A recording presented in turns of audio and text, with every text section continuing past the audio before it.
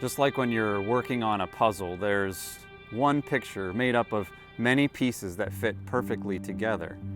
Our response to the gospel is made up of many pieces that come together to form the result of salvation, the beautiful result of salvation in our lives. 5 pieces. The first piece is recognizing your sin. In Romans 3:23, we're told, "For all have sinned and come short of the glory of God."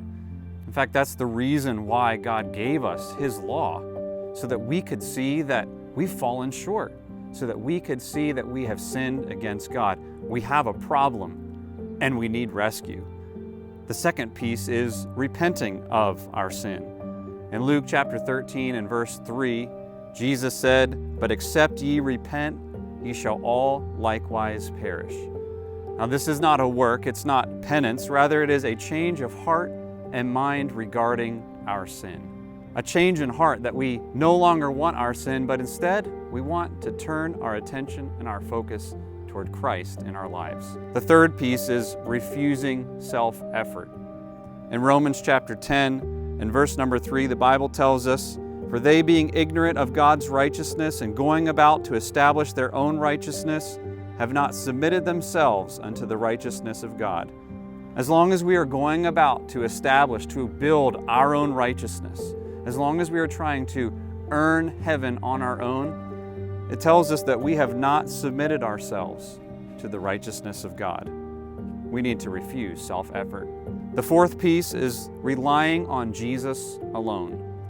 Acts chapter 4 and verse 12 says, "Neither is there salvation in any other, for there is none other name under heaven given among men whereby we must be saved." Relying on Jesus alone. There is no one else. There is nothing else that can provide our salvation.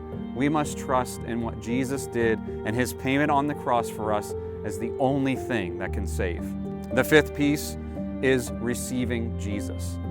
John chapter 1 verse 12 tells us, "But as many as received Him, to them gave He the power to become the sons of God, even to them that believe on His name." The idea of receiving is, I need Christ's provision of salvation. I must have it. I welcome Him. I desire Him.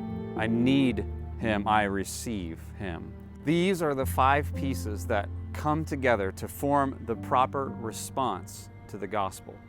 A response that, if we will exhibit in our life, God promises that He will grant us salvation and everlasting life.